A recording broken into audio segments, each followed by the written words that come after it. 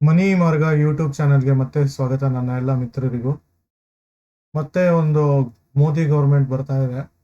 Modi government ಬರ್ತಾ ಇರೋದ್ರಲ್ಲಿ ಖುಷಿಲಿ ಯಾವ ಸ್ಟಾಕಲ್ಲಿ ಹೂಡಿಕೆ ಮಾಡಬೇಕು ಅಂತ ಸುಮಾರು ಜನಕ್ಕೆ ಕನ್ಫ್ಯೂಷನ್ ಇರುತ್ತೆ. ಈಗಾಗಲೇ ಸುಮಾರು ಜನ ಇನ್ಫ್ರಾ, ರೈಲ್ವೆ ಈ ಥರ ಒಂದು ಸ್ಟಾಕ್ಗಳು, ಸ್ಪೇಸು, ಡಿಫೆನ್ಸ್ ಈ ಥರ ಒಂದು ಸೆಕ್ಟ್ರಲ್ಲಿ ಇನ್ವೆಸ್ಟ್ ಮಾಡಲಿಕ್ಕೆ, ಅದರಲ್ಲೂ PSU ಸ್ಟಾಕ್ಗಳು ಇಂಥದ್ದೆಲ್ಲ ಇನ್ವೆಸ್ಟ್ ಮಾಡಲಿಕ್ಕೆ ತಯಾರಾಗಿದ್ದೀವಿ.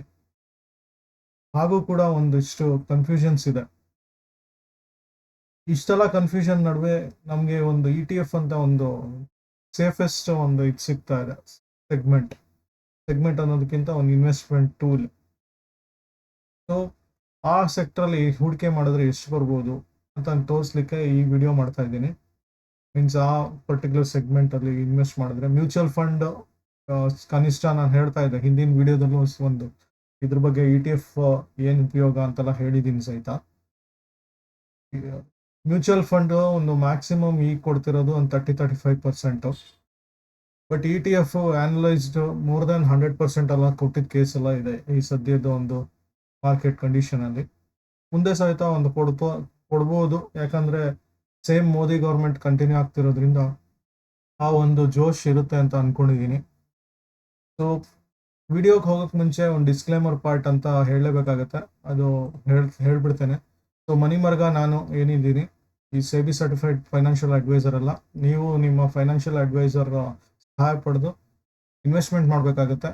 ಮತ್ತು ಯಾವುದೇ ಥರ ಎಲ್ಲ ಥರ ರಿಸ್ಕ್ ಇರುತ್ತೆ ಈ ಮಾರ್ಕೆಟ್ಸ್ ಇನ್ವೆಸ್ಟ್ಮೆಂಟ್, ಈಕ್ವಿಟಿ ಮಾರ್ಕೆಟ್ ಇರ್ಬೋದು ಅಥವಾ ಯಾವುದೇ ಒಂದು Forex ಏನೇ ಇರ್ಬೋದು. ಸೊ ಇದರಲ್ಲಿ ಒಂದು ರಿಸ್ಕ್ ಇದ್ದೇ ಇರುತ್ತೆ. ಮತ್ತು ಯಾವುದೇ ಒಂದು ಪರ್ಸ್ನಲ್ ಒಪಿನಿಯನ್ ಆಗಿರುತ್ತೆ ನಂದು, ಇದು ಎಜುಕೇಷನಲ್ ಪರ್ಪಸ್ಗೋಸ್ಕರ ಮಾಡುವಂಥದ್ದು. ನೀವು ನಿಮ್ಮ ಕಡೆಯವರಿಂದ ಹೆಚ್ಚಿನ ಮಾಹಿತಿ ಪಡೆದು ಮುಂದುವರಿಬೋದು. ಮತ್ತು ನಿಮ್ಮ ಹಾರ್ಡ್ ಅಂಡ್ ಮನಿ ಆಗಿರೋದ್ರಿಂದ ಸೇಫ್ ಆಗಿ ಇನ್ವೆಸ್ಟ್ಮೆಂಟ್ ಮಾಡಿ. ನೀವು ಎಲ್ಲ ನಿಮ್ಮ ಪೂರ್ತಿ ನಿಮ್ಮ ದುಡಿಮೆ ಏನಿದೆ ಅದನ್ನು ಇಲ್ಲೇ ಹಾಕಬೇಕು ಅಂತಲ್ಲ.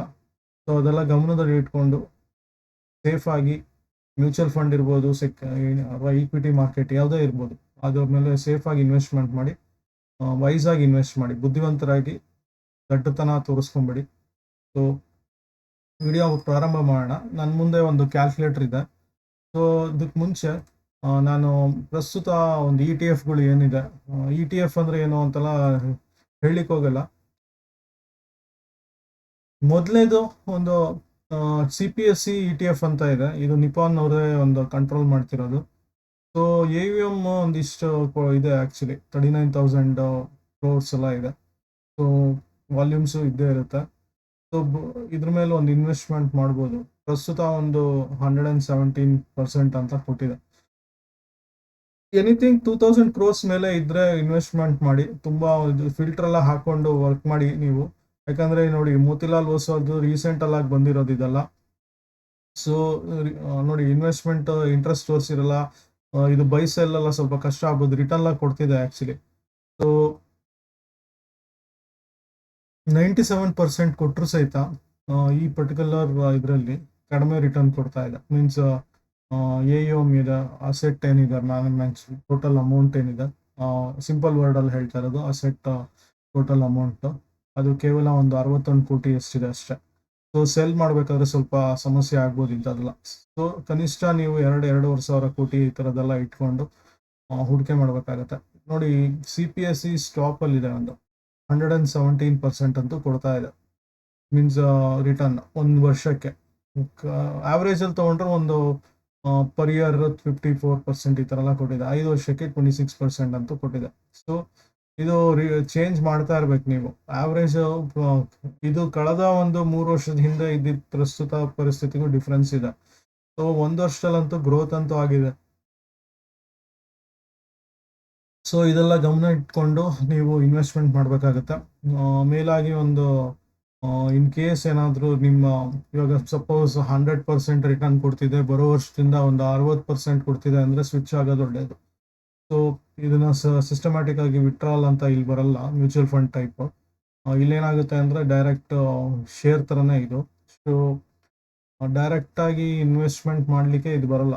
ಸೊ ನಿಮಗೆ ಒಂದು ಶೇರ್ ಟ್ರೇಡಿಂಗ್ ಇದಿರಬೇಕು, ಅಕೌಂಟ್ ಇರಬೇಕು, ಡಿಮ್ಯಾಟ್ ಅಕೌಂಟ್ ಇರಲೇಬೇಕು ಇದಕ್ಕೆ.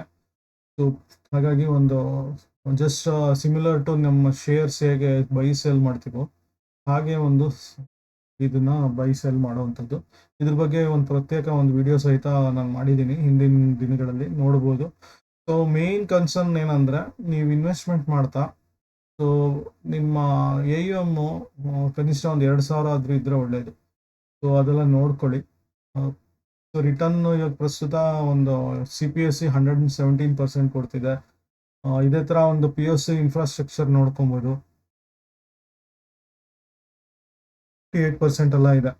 ಸೊ ಆಲ್ಫಾ ಅಂತ ಸೇಫೆಸ್ಟ್ ಇದೆ ಆಕ್ಚುಲಿ. ಇದು ಕಡಿಮೆ ಇದು ಇದು ಏನಾಗುತ್ತೆ, ಕೊಟೆಕ್ದು ನಿಫ್ಟಿ ಆಲ್ಫಾ ಅಂತ ಏನಿದೆ, ಇದು ಅಸೆಟ್ ತುಂಬಾ ಕಡಿಮೆ ಇದೆ. ಬೈಸೆಲ್ ಎಲ್ಲ ಸ್ವಲ್ಪ ಕಷ್ಟ ಆಗ್ಬೋದು, ಬಟ್ ಓವರ್ ದ ಪೀರಿಯಡ್ ಇದು ಬಿಲ್ಡಪ್ ಆಗುತ್ತೆ ಇದು. ಸೊ ಈ ಥರದ್ದೆಲ್ಲ ನೋಡಿಕೊಂಡು ಒಂದು ಇನ್ವೆಸ್ಟ್ಮೆಂಟ್ ಮಾಡೋದು ಒಳ್ಳೆಯದು. ಇದು ಯಾಕೆ ಒಂದು ಸ್ವಲ್ಪ ಕಡಿಮೆ ಇರುತ್ತೆ ಅಂದರೆ, ತುಂಬ ಜನಕ್ಕೆ ಇಂಟ್ರೆಸ್ಟ್ ಇಲ್ಲದೆ ಇರ್ಬೋದು, ರೀಸೆಂಟ್ ರಿಟರ್ನ್ಗಳು ಬಂದಿರೋಂಥದ್ದು. ಸೊ ಇದೆಲ್ಲ ಒಂದು ಫ್ಯಾಕ್ಟರ್ ಆಗಿರುತ್ತೆ. ಸೊ ಈ ಬೇಸಿಸ್ ಮೇಲೆ ನಾನು ಒಂದು ಕ್ಯಾಲ್ಕುಲೇಟ್ ಮಾಡಿದ್ರೆ, ಪ್ರತಿ ತಿಂಗಳು ನಾನು ಒಂದು ವಾರ 2,000 ಹಾಕ್ತಿದ್ದೀನಿ ಅಂತ ಇಟ್ಕೊಳ್ಳೋಣ. ಪ್ರತಿ ತಿಂಗಳು ಒಂದು 8,000 ಹಾಕ್ತಾ ಇದ್ದೀನಿ ಅಂತ ಇಟ್ಕೊಳ್ಳೋಣ, ಅಥವಾ 10,000 ಮಾಡೋಣ ಇದನ್ನ. ಪ್ರತಿ ತಿಂಗಳು ವಾರಕ್ಕೆ 4 ವಾರ ಇರುತ್ತೆ, ತಿಂಗಳಿಗೆ 2,500 ಒಂದು ಮಂತ್ಲಿ ಹಾಕುವಂಥದ್ದು. 5 ವರ್ಷಕ್ಕೆ ಇದು ಅಂತ ಇನ್ವೆಸ್ಟ್ಮೆಂಟ್ ಅಂತಾನೆ ತಗೊಳೋಣ. ಯಾಕಂದ್ರೆ ಮೋದಿ ಗೌರ್ಮೆಂಟ್ 5 ವರ್ಷ ಇದೆ ನೆಕ್ಸ್ಟ್ ಅಂತ ಆ ಲೆಕ್ಕದಲ್ಲಿ ತೋರಿಸ್ತಾ ಇದ್ದೀನಿ. ಸೊ ರಿಟರ್ನ್ ನಾನು 100% ತೋರಿಸಲ್ಲ, ಒಂದು ಆವ್ರೇಜ್ 60%ಗೆ ಇಡ್ತಾ ಇದ್ದೀನಿ. ಸೊ ನನ್ನ ಇನ್ವೆಸ್ಟ್ಮೆಂಟ್ ಬಂದ್ಬಿಟ್ಟು ಒಂದು 6 ಲಕ್ಷ ಇನ್ವೆಸ್ಟ್ಮೆಂಟ್ ಮಾಡಿದರೆ ರಿಟರ್ನ್ 18 ಲಕ್ಷ ಬಂದಿರುತ್ತೆ. ಸೊ ಇದು ಆಮೇಲೆ ನಿಮ್ದು ಪರ್ಸೆಂಟೇಜ್ ಎಲ್ಲ ಒಂದು 15% ಹೋಗ್ಬೋದು. ಟೋಟಲ್ 10% 4 ಇಯರ್ಸ್ಗೆ, ಒಂದು 1 ಇಯರ್ಗೆ 15% ಲೆಕ್ಕದಲ್ಲಿ ಹೋಗುತ್ತೆ. ಸೊ ಅದು ಸಿಸ್ಟಮ್ಯಾಟಿಕ್ ವಿಡ್ರಾಲ್ 80,000 ಹಂಗೆಲ್ಲ ಮಾಡ್ಕೊಂಡ್ರೆ ಅಂಥದ್ದೇನು ಲಾಸ್ ಬರಲ್ಲ ಇದರಲ್ಲಿ. ಸೊ ನೋಡಿ, ಒಂದು ಕಡಿಮೆ ಅವಧಿಲಿ ETF ಅಂಥದ್ದೆಲ್ಲ ಇನ್ವೆಸ್ಟ್ಮೆಂಟ್ ಮಾಡಿದ್ರೆ ಹೆಚ್ಚಿನ ರಿಟರ್ನ್ ಬರುತ್ತೆ. ಇನ್ ಕೇಸ್ ನಾನು ಒಂದೇ ಸಲ ಲಂಸಮ್ ಹಾಕ್ತಾ ಇದ್ದೀನಿ, ಇದೇ ಅಮೌಂಟ್ ಇದೇ ಒಂದು ನಡೀತಾ ಇದೆ ಅಂತ ಇಟ್ಕೊಳ್ಳೋಣ, ಸೇಮ್ CPSEಗೆ ಹಾಕಿದ್ದಾನೆ ಅಂತ ಇಟ್ಕೊಳ್ಳೋಣ, ಆವ್ರೇಜ್ ಒಂದು 60% ಕೊಟ್ಟೆ ಕೊಡುತ್ತೆ ನನಗೆ ಗೊತ್ತಿರೋಂಗೆ. ಯಾಕಂದರೆ ತುಂಬ ಒಂದು PSU ಸೆಕ್ಟ್ರಲ್ಲಿ, ಅದರಲ್ಲೂ ಡಿಫೆನ್ಸ್ ಸೆಕ್ಟ್ರಲ್ಲೆಲ್ಲ ತುಂಬ ವರ್ಕ್ ಆಗೋದ್ರಿಂದ ಈ CPSE ETF ಪರ್ಟಿಕ್ಯುಲರ್ ಏನಿದೆ ಗೌರ್ಮೆಂಟ್ ಕಂಪ್ನೀಸ್ ಮೇಲೆ ಇನ್ವೆಸ್ಟ್ ಮಾಡುವಂಥದ್ದು, ಈ ಮ್ಯೂಚುವಲ್ ಫಂಡ್ ಕಂಪ್ನಿಗಳು, ಸೊ ಅದು ಒಂದು ಒಳ್ಳೆ ರಿಟರ್ನ್ ಅಂತ ಕೊಡುತ್ತೆ. ಸೊ ಇನ್ವೆಸ್ಟ್ಮೆಂಟ್ ಒಂದು 10 ಲಕ್ಷ ಹಾಕೊಂಡಿದ್ದೀನಿ ಅಂತ ಇಟ್ಕೊಳ್ಳೋಣ ಲಂಸಮ್ ಆಗಿ, ನನ್ನ ಒಂದು 5 ವರ್ಷಕ್ಕೆ ಇದು 94 ಲಕ್ಷ ಆಗಿರುತ್ತೆ. ಸೊ ಈ ಥರ, ಅಥವಾ 1 ಲಕ್ಷ ಹಾಕಿದ್ದಾನೆ ಅಂತ ಇಟ್ಕೊಳ್ಳೋಣ. ಸೊ 1 ಲಕ್ಷ ಹಾಕಿದ್ರೆ 9 ಲಕ್ಷ ಚಿಲ್ಲರೆ ಆಗುತ್ತೆ 5 ವರ್ಷದ ನಂತರ. ಸೊ ಆಲ್ಮೋಸ್ಟ್ ನಿಮ್ದು 9.5 ಟೈಮ್ಸ್ ಆಗಿದೆ ಇದು ರಿಟರ್ನ್. ಹಾಗಾಗಿ ಈ ಥರ ಒಂದು ನೀವು ಖಂಡಿತವಾಗ್ಲೂ ಇನ್ವೆಸ್ಟ್ಮೆಂಟ್ ಮಾಡಬೇಕಾಗತ್ತೆ. ಶಾರ್ಟ್ ಟರ್ಮಲ್ಲಿ ಒಂದು ದೊಡ್ಡ ಒಂದು ರಿಟರ್ನ್ ಎಕ್ಸ್ಪೆಕ್ಟ್ ಮಾಡ್ತಿದೆ, ಸೇಫ್ ಆಗಿ ಇನ್ವೆಸ್ಟ್ಮೆಂಟ್ ರಿಟರ್ನ್ ಎಕ್ಸ್ಪೆಕ್ಟ್ ಮಾಡ್ತಿದೆ ಅಂದರೆ ಒಂದು ಈ ಥರ ETF ಮೇಲೆ ಬೇಸಿಸ್ ನೋಡಬೇಕು. ವರ್ಸ್ಟ್ ಕೇಸ್ ನಾನು 30%, 35% ಅಂತ ಹಾಕಿದ್ರು ಸಹಿತ ನನ್ನ ಇನ್ವೆಸ್ಟ್ಮೆಂಟ್ 1 ಲಕ್ಷ ಆಗಿರುತ್ತೆ, ರಿಟರ್ನ್ ಅಡಿಷ್ನಲ್ 5 ಇಯರ್ಸ್ಗೆ 3.5 lakhs ಬರುತ್ತೆ. ಸೊ ಇದು ಟೋಟಲ್ 4.5 ಆಗಿರುತ್ತೆ. ಸೊ ಟೆನಿ ಕಾಸ್ಟ್ ಡಬಲ್ಗಿಂತ ಜಾಸ್ತಿ ಆಗುತ್ತೆ, ಅದು ಒಂದು ನಾವು ತಿಳ್ಕೊಬೇಕಾಗುತ್ತೆ. 5 ವರ್ಷದಲ್ಲೇ ಡಬಲ್ಗಿಂತ ಜಾಸ್ತಿ ಕೊಡೋದು ಯಾವುದೂ ಇಲ್ಲ ಇತ್ತೀಚಿನ ಒಂದು ಯಾವುದೇ ಒಂದು ಸೇವಿಂಗ್ ಸ್ಕೀಮ್ಗಳು. ಸ್ಟಾಕ್ ಮಾರ್ಕೆಟಲ್ಲಿ ಇದಕ್ಕಿಂತ ಜಾಸ್ತಿ ಬರುತ್ತೆ, ಬಟ್ ರಿಸ್ಕ್ ಜಾಸ್ತಿ ಇರುತ್ತೆ. ಬಟ್ ETF ಎಲ್ಲ ಒಂಥರ ಇದು ಸೇಫ್. ಸೊ ವರ್ಸ್ಟ್ ಕೇಸ್ 35%, ಇದೇ ಒಂದು 10 ವರ್ಷ ನೀವು 15 ವರ್ಷ ಕಂಟಿನ್ಯೂ ಮಾಡ್ತಿದ್ದೀರಿ ಅಂತ ಇಟ್ಕೊಳ್ಳೋಣ. ಸೊ ಪ್ರಸ್ತುತ ಒಂದು ಮಗಳಿದ್ದಾರೆ, ನಿಮ್ಮ ಡಾಟರ್, ಒಂದು ಮಂತ್ಲಿ ಒಂದು 10,000 ಹಾಕೊಂಡ್ಬರ್ತಾ ಇದ್ದೀರಾ ಅಂತ ಇಟ್ಕೊಳ್ಳೋಣ. ಸೊ ಅಟ್ ರಿಟರ್ನ್ ಆಫ್ ಇದು ಅಂತ ಇಟ್ರು ನೀವು ನೋಡ್ಬೋದು ಇಲ್ಲಿ ಎಷ್ಟಾಗಿದೆ. ಇಲ್ಲಿ 21 ಲಕ್ಷ ಇನ್ವೆಸ್ಟ್ಮೆಂಟ್ ಮಾಡಿದ್ದಕ್ಕೆ 18 ವರ್ಷದ ನಂತರ 8.5 ಕೋಟಿ ಆಗಿರುತ್ತೆ, 8.25 ಕೋಟಿ ಎಕ್ಸ್ಟ್ರಾ. ಸೊ ಇದೆಲ್ಲ ಗಮನದಲ್ಲಿ ಇಟ್ಕೊಂಡು ಮಂತ್ಲಿ ಒಂದು ಲಾಂಗ್ ಟರ್ಮ್ಗೆ ಅಂತಲೇ ಚಿಂತನೆ ಮಾಡಿ ಸೇವ್ ಮಾಡಬೇಕಾಗುತ್ತೆ. 60% ಎಲ್ಲ ಹಾಕ್ಬಿಟ್ರೆ 12 ಕೋಟಿ ಮೇಲೆ ಹಾಕ್ಬಿಡುತ್ತೆ. ಸೊ ಇದೆಲ್ಲ ಒಂದು ನಿಮ್ಗೆ ಅಡ್ವಾಂಟೇಜು. 12 ಕೋಟಿ ಅಲ್ಲ, ಇನ್ನೂ ಜಾಸ್ತಿನೇ ಇದೆ, 122 ಕೋಟಿ, 12 ಕೋಟಿ ಹೇಳ್ತಿದ್ದೀನಿ. ಸೊ ಥಿಂಕ್ ಬಿಗ್, ಸ್ಮಾಲ್ ಆಗಿ ಥಿಂಕ್ ಮಾಡಿಬಿಡಿ. ನಾನು ಆ್ಯಕ್ಚುಲಿ ಪರ್ಟಿಕ್ಯುಲರ್ ನೂರಾರು ಇದೆ ಆ್ಯಕ್ಚುಲಿ. ನಾನು ಟಾಪ್ ಒಂದು 60%ಗಿಂತ ಅಬೋವ್ ಇರೋದು. ಮೇಲಾಗಿ ಒಂದು ಗೋಲ್ಡ್ ಮತ್ತು ಸಿಲ್ವರ್ ಸ್ವಲ್ಪ ಟ್ರೆಂಡಲ್ಲಿತ್ತು. ಸೊ ಹಾಗಾಗಿ ಅದನ್ನು ಅಡಿಷ್ನಲ್ ಸೇರಿಸಿ ಒಂದು ಟೋಟಲ್ 201ದ್ದು ಮಾನಿಟರ್ ಮಾಡ್ತಾ ಇದ್ದೀನಿ. ಇದು ಆ್ಯಕ್ಚುಲಿ ಇದು ಕಾಣಿಸ್ತಿರ್ಬೋದು ನಿಮಗೆ ಸ್ಕ್ರೀನಲ್ಲಿ. ಸೊ ನಾನು ಗಮನಿಸಲಿಲ್ಲ, ಇದು ವೆಬ್ ಪೇಜಿಂದ ಓಪನ್ ಮಾಡಿ ತೋರಿಸ್ತಿರುವಂಥದ್ದು. ಸೊ ಈ ಥರ ಒಂದು ನಾನು ಎಕ್ಸೆಲ್ ಮಾಡ್ಕೊಂಡಿದ್ದೀನಿ.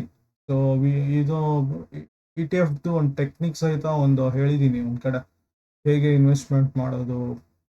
ಇವನ್ ವರ್ಸ್ಟ್ ನಿಮಗೆ ಆ ಮಾರ್ಕೆಟ್ ಪ್ರೈಸ್ಗೂ ತೊಗೊಂಡ್ರೂ ತೊಂದರೆ ಇಲ್ಲ. ಸೊ ಇದು over the period same performance ಇರುತ್ತಾ ಅಂದರೆ ಖಂಡಿತ ಇರಲ್ಲ. ಸೊ ನೀವು ಅದೇ ಹೇಳ್ದಂಗೆ, ನಾನು ಒಂದು 60 ಒಂದು ಟಾರ್ಗೆಟ್ ಇದ್ದರೆ ಅದೇನಾದ್ರು 30%ಗೆ ಬಂತು ಅಂದರೆ ಇಮಿಡಿಯೇಟ್ ನೀವು ಬೇರೆದಕ್ಕೆ ಸ್ವಿಚ್ ಆಗಬೇಕಾಗತ್ತೆ, ಇದೆಲ್ಲ ಸೇಲ್ ಮಾಡಿಬಿಟ್ಟು. ಹಾಗಾಗಿ ಒಂದು ಟಾರ್ಗೆಟ್ ನೋಡ್ಕೊಳ್ಳಿ, ನಿಮ್ದು ಫೈನಲ್ ಗೋಲ್ ಏನಿದೆ ಅಂತ ನೋಡ್ಕೊಳ್ಳಿ. ಮತ್ತು ಎಕ್ಸ್ಪೆಕ್ಟೆಡ್ ರಿಟರ್ನ್ ಕಂಟಿನ್ಯೂಸ್ ಆಗಿ ಕೊಡ್ತಿದೆಯಾ ಇಲ್ವಾ ನೋಡ್ಕೊಳ್ಳಿ. ಸೊ ಇದೆಲ್ಲ ಅಬ್ಸರ್ವ್ ಮಾಡಬೇಕಾಗತ್ತೆ. ನನಗೆ ಇದು ಯಾವುದು ಬೇಡ ಅಂದರೆ ಸೇಫಾಗಿ ಎಫ್ ಡಿ ಮಾಡ್ಕೊಂಡು ಕೂತ್ಕೊಳ್ಳಿ, ಬಟ್ ರಿಟರ್ನ್ ಎಕ್ಸ್ಪೆಕ್ಟ್ ಮಾಡಬೇಡಿ. ಸೊ ಈ ರಿಸ್ಕ್ ತೊಗೊಂಡಷ್ಟು ನಿಮ್ಮ ಮಾರ್ಕೆಟಲ್ಲಿ ಒಂದು ಸಿಗುತ್ತೆ, ಇಲ್ಲಾಂದರೆ ಸಿಗಲ್ಲ. ಸೊ ವರ್ಸ್ಟ್ ಕೇಸೇ ನಾನು ನೋಡಿದ್ರು, ನಾನು ಹೇಳ್ದಂಗೆ 5 ಇಯರ್ಸ್ಗೆ ಒಂದು 54% ಅಂದರೆ ಇದು ಇಯರ್ಲಿ 54% ಆ್ಯಕ್ಚುಲಿ. ಅದೇ ಹಾಕಿದ್ರು ಸಹಿತ ನಾನು ಒಂದು ಡೀಸೆಂಟ್ ಅಮೌಂಟ್ ಅಂತೂ ಬಂದೇ ಬರುತ್ತೆ ರಿಟರ್ನ್. ಸೊ ನಾನೇನಾದರೂ ಬರೀ ಕೇವಲ ಒಂದು 10 ವರ್ಷಕ್ಕೆ ಹಾಕಿದೆ, ಲಾಂಗ್ ಟರ್ಮ್ ಶಾರ್ಟ್ ಟರ್ಮ್ ಗೋಲ್ಸ್ಗಳೆಲ್ಲ ನೀವು ಹಾಕೊಬೇಕಾಗುತ್ತೆ. ಹಾಕೊಂಡಾಗ ಮಾತ್ರ ಈ ಥರ ಒಂದು ನಿಮ್ಮ ಗೋಲ್ಸ್ಗಳು ಮೀಟ್ ಮಾಡೋಕ್ಕಾಗುತ್ತೆ. ಇಲ್ಲಾಂದರೆ ನಂದು ದುಡ್ಡಿಲ್ಲ ಮುಂದಕ್ಕೆ ಹಾಕ್ತೀನಿ ಅಂತ ನೋಡಬೇಕಾಗುತ್ತೆ. ಇವಾಗ ಟಾರ್ಗೆಟ್ ಇವನ್ ಈ ಥರ ಕ್ಯಾಲ್ಕುಲೇಟರ್ ಸುಮಾರು ಸಿಗುತ್ತೆ. ನಾನು ICICI ಬ್ಯಾಂಕ್ ತೊಗೊಂಡೆ, ಯಾಕಂದರೆ ನನಗೆ ಈ ರಿಟರ್ನ್ ಆನ್ ಇನ್ವೆಸ್ಟ್ಮೆಂಟು ಜಾಸ್ತಿ ಮಾಡ್ಬೋದು, ಅಪ್ ಟು 100%. 117 ಕೊಡಬೇಕು, ತೊಗೊಳಲ್ಲ, 100 ಮ್ಯಾಕ್ಸಿಮಮ್ಮು. ಸೊ ವರ್ಸ್ಟ್ ಕೇಸ್ 60 ಅಂತಲೇ ತೋರಿಸ್ತಾ ಇದೆ ನಿಮಗೆ. ಸೊ ಟಾರ್ಗೆಟ್ ಅಮೌಂಟ್ ಸಪೋಸ್ ನನಗೆ ಇನ್ನು 5 ವರ್ಷದಲ್ಲಿ 1 ಕೋಟಿ ಬೇಕು ಅಂದರೆ ನಾನು ಎಷ್ಟು ಹಾಕ್ಕೊಬೇಕು ಅಂತೆಲ್ಲ ತೋರಿಸ್ದೆ ಇದು ಅಮೌಂಟು. ಸೊ ನನಗೇನಾದರೂ ಟೋಟಲ್ ಅಮೌಂಟ್ ರಿಕ್ವೈರ್ಡ್ 1 ಕೋಟಿ, ಸಾರಿ. ಸೊ ನಾನು ಎಷ್ಟು ಬೇಕು ಅಂದರೆ ನಾನು 100% ಅಂತಲೇ ಇಟ್ಕೊಳ್ಳೋಣ, 75% ರಿಟರ್ನ್. ಸೊ ಮಂತ್ಲಿ ನಾನು 95,000 ಹಾಕಿದರೆ 5 ವರ್ಷಕ್ಕೆ 9 ಲಕ್ಷ ಚಿಲ್ಲರೆ ಆಗುತ್ತೆ. ಅದು ಮೀನ್ಸ್ ಪರ್ ಮಂತ್ 1,590 ಹಾಕ್ಬೇಕಷ್ಟೆ. ನಾನು ಇಲ್ಲಿ ನೋಡ್ತಾ ಇದ್ದೆ. ಸೊ 1,600 ರೂಪಾಯಿ ತಿಂಗಳ ಹಾಕ್ಕೊಂಡ್ಬಂದರೆ 10 ಲಕ್ಷಕ್ಕೆ 5 ವರ್ಷಕ್ಕೆ ಸಿಗುತ್ತೆ ರಿಟರ್ನ್ ಬಂದು ವಾಪಸ್. ಆ ಥರ ಒಂದು ಇದು ಇವನ್ ವರ್ಸ್ಟ್ ಕೇಸ್ 30% ಅಂತಲೇ ಹಾಕೋಣ. 7,000 ಚಿಲ್ಲರೆ ಹಾಕಿದ್ರೆ ನನಗೆ 10 ಲಕ್ಷ 5 ವರ್ಷದ ನಂತರ ಸಿಗುತ್ತೆ. ಸೊ ಈ ಥರ ಎಲ್ಲ ಒಂದು ಕ್ಯಾಲ್ಕುಲೇಟ್ ಮಾಡಿಕೊಂಡು ನೀವು ಗೋಲ್ ಸೆಟ್ ಮಾಡಿಕೊಂಡ್ರೆ ನೀವು ಒಂದು ಟಾರ್ಗೆಟ್ನ ರೀಚ್ ಮಾಡ್ತೀರಾ. ಇಲ್ಲ ಅಂದರೆ ಇದ್ದಲ್ಲೇ ಇರ್ತೀರಾ. ಬ್ಯಾಂಕ್ ಬಡ್ಡಿ ನಂಬ್ಕೊಂಡು ಕೂತ್ಕೊಂಡ್ರೆ ಇನ್ಫ್ಲೇಷನ್ ಎಲ್ಲ ಬೀಟ್ ಮಾಡೋಕ್ಕಾಗಲ್ಲ. ಅದೆಲ್ಲ ಗಮನ ಇಟ್ಕೊಂಡು ನಮ್ಮ ಕಷ್ಟ ಕಾಲದಲ್ಲಿ ಇವತ್ತಿಂದ ಸೇವ್ ಮಾಡಿದ್ರೆ ನಾವು ಮುಂದಿನ ಒಂದು ಕಷ್ಟ ದಿನಗಳು ಇರುತ್ತೆ. ಇನ್ಫ್ಲೇಷನ್ ಎಲ್ಲ ಜಾಸ್ತಿ ಆದಾಗ ಕಷ್ಟ ಬಂದೇ ಬರುತ್ತೆ ನಮಗೆ.